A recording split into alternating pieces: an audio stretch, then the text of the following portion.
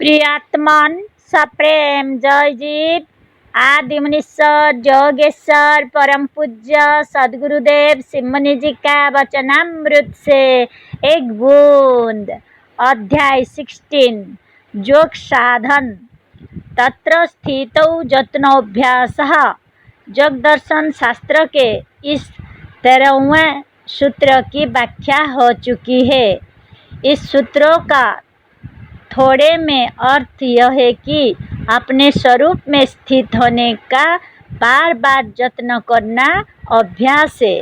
बात यह है कि अपना सच्चा स्वरूप ही परम पद, सत्यलोक, ब्रह्मधाम और आत्मलोक है। वहीं पहुंचकर मनुष्य अपना दोनों लोक सुधार लेता है और वहीं पहुंचकर मनुष्य अपने दोनों शरीर को सुधार कर पूर्ण ज्ञानी और जीवन मुक्त हो जाता है। इस तरह से स्वरूप में स्थित होने के लिए अभ्यास की आवश्यकता है। बिना अभ्यास के आत्मज्ञान दृढ़ नहीं होता। आत्मस्वरूप में स्थित होने का अभ्यास करने के पहले अपने आत्मस्वरूप का सच्चा ज्ञान प्राप्त कर लेना आवश्यक है। यदि स्वरूप का ज्ञान ही नहीं है तो उसमें स्थित होने का अभ्यास कैसे होगा। अतः आत्मज्ञान संबंधी पुस्तकों का नित्य विचार के साथ पाठ करना भी योगाभ्यास है। इसको स्वाध्याय योग कहते हैं। पवित्र होकर एक आसन से बैठकर आत्मज्ञान संबंधी पुस्तकों के ज्ञान को मनन और विचार करना भी बहुत ही उत्तम योगाभ्यास है। इसमें भी अष्टांग योग का पालन होता है। ऊपर का कहा गया है कि पवित्र होकर आत्मज्ञान का मनन और विचार करने के लिए बैठना चाहिए। पवित्र शरीर और मन दोनों से होना चाहिए। योग के यम नियम के पालन से शरीर और मन दोनों पवित्र हो जाते हैं। यम नियम के बाद आसन है।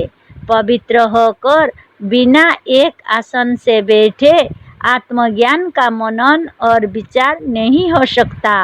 अतः आसन की भी आवश्यकता है। एक आसन से बैठकर जब मनुष्य आत्म विषय का मनन करने लगता है तो प्राण की गति भी धीमी हो जाती है और इंद्रियां विषयों से अलग हो जाती है।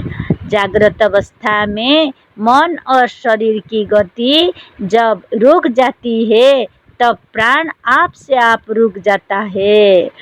बहकते हुए मन को बार बार खींचकर आत्मचिंतन में लगाना धारणा है। जब मन इधर उधर का घूमना छोड़कर आत्मचिंतन में लग जाता है तो इस अवस्था को योग की भाषा में ध्यान कहते हैं। और जब मनुष्य आत्मचिंतन करता हुआ स्थूल शरीर को भूलकर केवल आत्मस्वरूप में ही स्थित होता है तो इस अवस्था को योग की भाषा में समाधि कहेंगे। इस योग में जो और दूसरे साधन और अभ्यास हैं वह मन को थकाने के लिए और स्थूल तथा सूक्ष्म शरीर को शुद्ध करने के लिए हैं। इन साधनों के बिना योग का सिद्ध होना असंभव है। इन साधनों की शिक्षा कोई लिखकर पुस्तक द्वारा पूर्ण रूप से नहीं दे सकता। इन साधनों को मुनि समाज के प्रत्येक सदस्यों को बता दिया गया है। प्रत्येक मुनि इन साधनों को जानता है।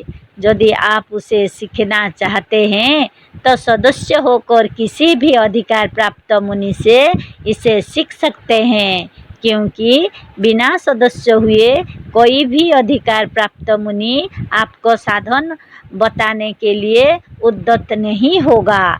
बिना सदस्य बनाए कोई अधिकार प्राप्त मुनि अपनी स्त्री और पुत्रों को भी साधन की शिक्षा नहीं दे सकता।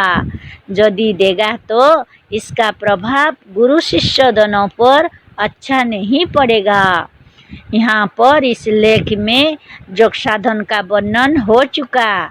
इसी को बार बार नित्य करना या अपने स्वरूप में स्थित होने का बार बार यत्न करना अभ्यास कहलाता है। आश्चर्य यह है कि केवल 2-3 महीना साधन करके भी लोग हमसे पूछने लगते हैं कि हम अब तक सिद्ध क्यों नहीं हुए, क्यों हमको यह नहीं दिखलाई देता और वह नहीं दिखलाई देता। ऐसे ही प्रश्नों के उत्तर में योग दर्शन शास्त्रों का 14वां सूत्र है जो नीचे दिया जाता है। सतु दीर्घकाल नैरंतर्य सत्कारा सेवित दृढ़ भूमि। 14 यह अभ्यास दीर्घकाल तक, बहुत दिनों तक बराबर श्रद्धा और विश्वास के साथ करने पर दृढ़ होता है।